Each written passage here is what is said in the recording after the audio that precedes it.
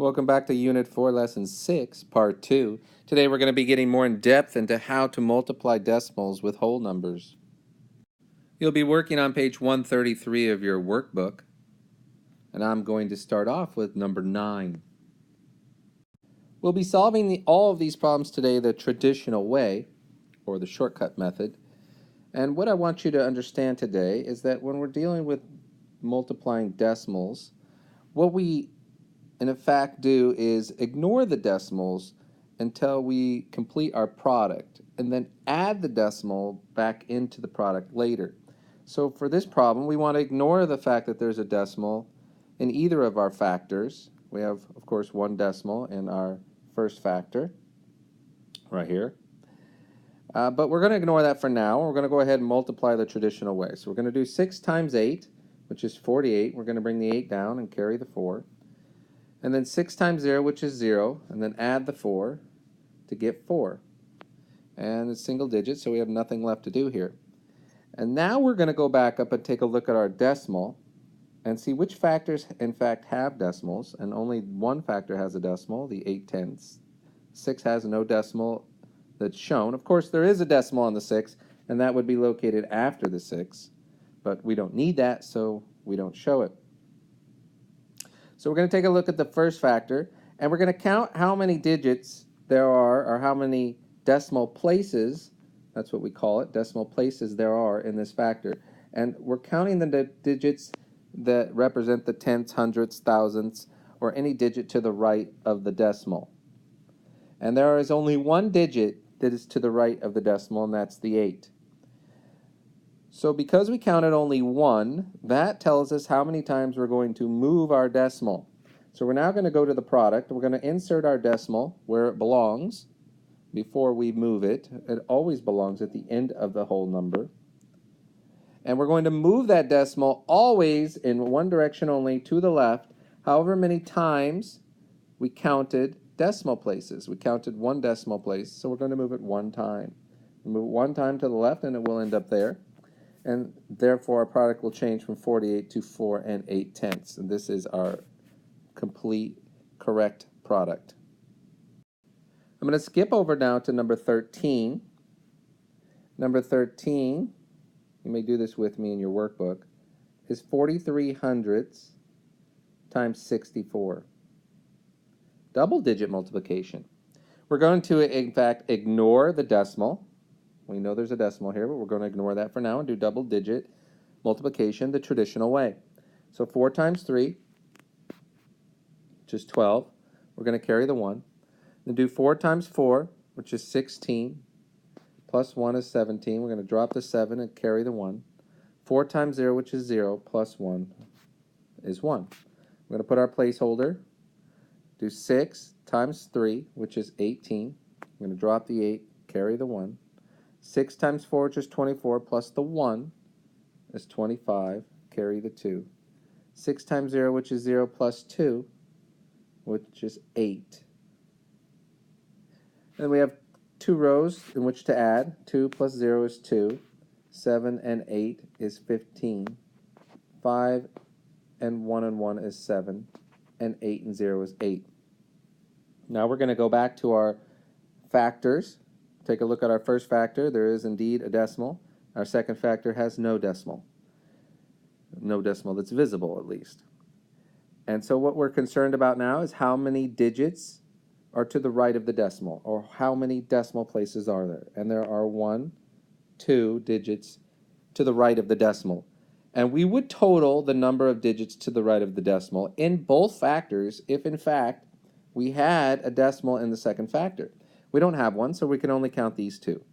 So now we're going to bring our decimal out into the open on our final product, and we're going to move it in one direction and one direction only, and that's to the left 2 times, because that's how many decimal places we had. And this number will then change from 8,752 to 87 52 hundredths. And you can always kind of double check quickly your answer to see if it's reasonable, because you should have the same number of decimal places in your answer as the total number of decimal places in your 2 factors, which was just 2. So we have 2 decimal places in our final answer and 2 decimal places when you combine the number of decimal places in our 2 factors. So that doesn't tell us that we're exactly right, but it does tell us that we have the correct number of decimal places. Now I'm going to skip ahead again to number 15, which number 15 is written out for you as 7/10 of 421. This problem has not been written correctly. It should be written in the reverse because you don't want to do triple digit multiplication, so we should rewrite this problem so that we only have 2 digits on the bottom. You would want the least number of digits on the bottom always to make the multiplication easier. So we had 0.7. That 0, of course, is not necessary, but I will put it there. And we will do double-digit multiplication, which is really single-digit multiplication now. Now that we've reversed it, we can ignore the 0 in the front of this decimal. It stands for nothing. And so really we'll just be doing 421 times 7 and ignore the decimal at the beginning. 7 times 1 is 7. 7 times 2 is 14. We're going to bring the 4 down and carry the 1. 7 times 4 is 28 plus 1 is 29. If we were to do double-digit multiplication, we would put our placeholder, multiply 0 times 2, 0 times 1, sorry, then times 2, then times 4. We would end up with a bunch of zeros, and our final product would be exactly the same anyways.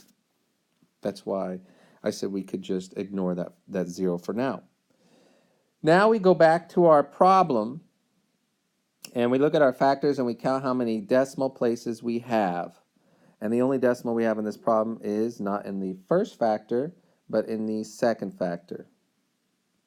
And we have exactly 1 decimal and 1 decimal place in the second factor. So then we're going to bring our decimal up, reveal it in our product, and move it in one direction and one direction only to the left 1 time.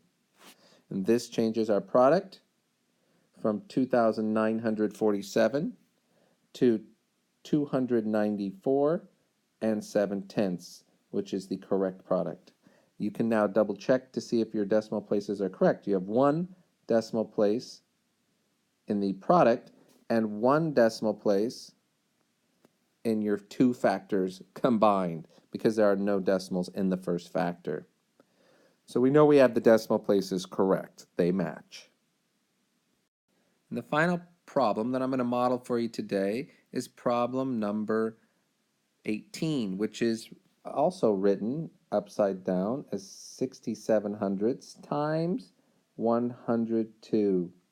I say this is upside down because this 0 here isn't really needed in the problem. So really we have 2 digits on top, 3 on bottom, and I prefer to reverse that and have the least number of digits on the bottom so that I'm only doing double-digit multiplication, not triple. This was 0.67, so I will put that in, but realize that the 0 doesn't need to be there. The decimal does need to be there. The decimal changes the value. We're going to start off doing traditional double-digit multiplication. 7 times 2, which is 14, carry the 1. 7 times 0 is 0, plus 1 is 1. 7 times 1 is 7. We need our placeholder. 6 times 2 is 12, carry the 1. 6 times 0 is 0, plus 1 is 1. 6 times 1 is 6. We're going to add these, 4, 3, 8, and 6. This is our final product before we inserted our decimal. Now we go back to our factors. We take a look at both factors. The first factor has no decimal in it that's visible, and the second factor does, and it has 1, 2 decimal places behind it. Because it has 2 decimal places behind it, and none on the top here, the total is 2 that we need to move our decimal. We're going to reveal our decimal at the end of the number where it always is, and we're going to move it in the same direction we always move it, and we're going to move it 2 times. So we're going to go 1, 2 times, and place our new decimal there. So 6,834 becomes 68 and 34 hundredths. This is your final product. You could take a look and see that you have 2 decimal places here and 2 decimal places in your 2 products together. So you know your decimal is in the correct place. Now you can complete page 133 on your own, numbers 9 through 23. Numbers 24 through 26 are word problems, but they will require the same skills, so you can also complete those. Remember to reverse the numbers if you see that it would be easier to reverse them. You would rather have double digit than triple digit. You would rather have triple digit than quadruple digit multiplication. And so if you see that the numbers would be easier to multiply by reversing them, then do so. It is commutative property of multiplication that says it doesn't matter which order in which you multiply them.